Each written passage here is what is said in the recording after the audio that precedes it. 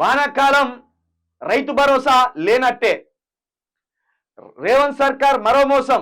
ఇప్పటి వరకు ఊసేలేని పెట్టుబడి సాయం ఆశగా ఎదురు చూస్తున్న రైతాంగం ఇస్తారా ఇవ్వరా అన్న అనుమానాలు. ఎలాంటి సంకేతాలు ఇవ్వని వ్యవసాయ శాఖ. రైతు భరోసా ఎప్పుడు వస్తుంది? రాష్ట్రంలో ఎక్కడికి వెళ్ళినా ఇదే ప్రశ్న. వానాకాలం సీజన్ అయిపోతున్నా ఇంకా పడలేదేంటి అని పలువురు ప్రశ్నిస్తున్నారు. ఇస్తారా ఇస్తారా అంటూ వ్యంగ్యంగా వ్యాఖ్యానిస్తున్నారు.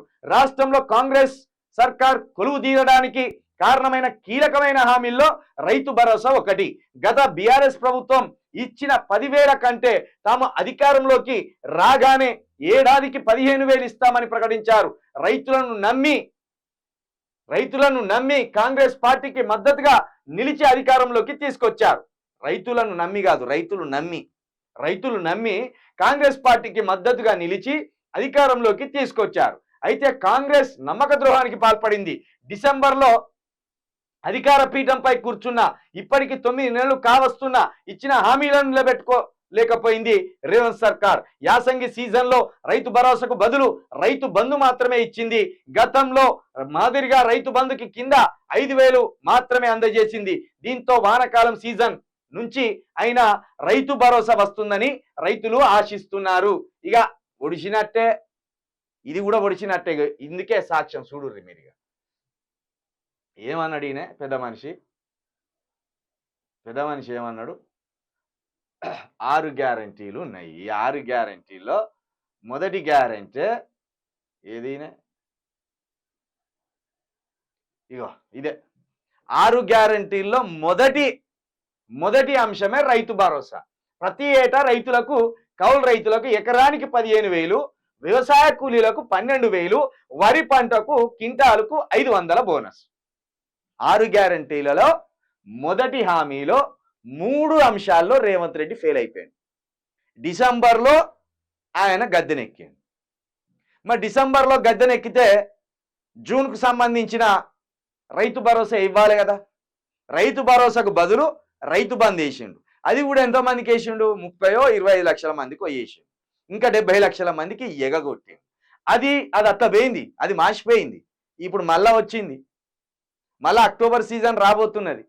మరి ఇప్పుడైనా రైతు భరోసా 7,500 రూపాయలు వేస్తారా వెయ్యరా? ఆఖరికి ఇస్తారా ఇస్తారా అని వ్యంగ్యంగా మాట్లాడుకుంటాను మీ గురించి. ఇక వ్యవసాయ కూలీలకు నిండా ముంచి ఇంతవరకు వ్యవసాయ కూలీలకు 12,000 రూపాయల సాయమే అందలేదు. అంటే నువ్వు వాళ్ళకు అప్పుబడి ఉన్నావు. ఈ రైతు కూలీలకు రేవంత్ రెడ్డి సర్కారు అప్పుబడి ఉన్నది. ఆర్బీఐ బ్యాంకుకే కాదు, ఈ రైతు కూలీలకు కూడా అప్పుబడి ఉన్నది. వాళ్ళ అప్పు ఎప్పుడు తీరుస్తావో చెప్పు రేవంత్ రెడ్డి. రైతు కూలీల అప్పు ఈ సర్కారు ఎప్పుడు తీరుస్తుంది? మీ దగ్గర పెట్టుకుంటాను, మీ జేబులలో పెట్టుకుంటాను వాళ్ళకి ఇవ్వాల్సింది. ఇక వరి పంట బోనస్ కూడా ఇవ్వాలి.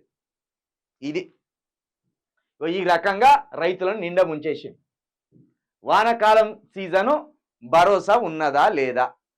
వానాకాలం రైతు భరోసా డబ్బులు ఇస్తావా ఎగగొడతావా? ఇది చెప్పవలసింది. జేబు దొంగల కంటే అధ్వానంగా ఉన్నారు మీరు. వారు జేబులు కత్తిరించకపోయేటువంటి కంటే మీరు ఎక్కువ ఉన్నారు. భరోసా అంటిరి, రైతు భరోసా అంటిరి. కేసీఆర్ 10 ఇస్తాడు, మేము 15 ఇస్తాం. ఇంకేమన్నాడు రేవంత్ రెడ్డి? ఓరి వారి, నువ్వు 2 పంటలకే ఇస్తావు కారా, మేము 3 పంటలకి ఇస్తామన్నట్టు మాట్లాడింది రేవంత్ రెడ్డి గారు. నువ్వే కదా అన్నది. కేసీఆర్ 2 పంటలకే ఇస్తానవురా, చిన్న పెద్ద లేకుండా, మళ్ళా ఆయన వయసుకు గౌరవం లేకుండా, ఉద్యమ నేత అనే ఓ పద్ధతి లేకుండా. అరే ఓరే, నువ్వు 2 పంటలకే ఇస్తావు కారా, నేను అయితే ఉన్నాయి ఎగగొడతా, నేను ఎగగొట్టుట్లో గనున్ని అని నీకు నువ్వే అన్నావు. ఆయన అన్న 2 పంటలకి ఇచ్చిండు, నువ్వు 1 పంట కూడా ఇస్తలేవు కదా. ఉన్నే ఊడిచేసినావు, నువ్వు మొత్తం ఖాళీ చేసి పడేసినావు. రైతులకు పంగనామాలు పెట్టావు నువ్వు.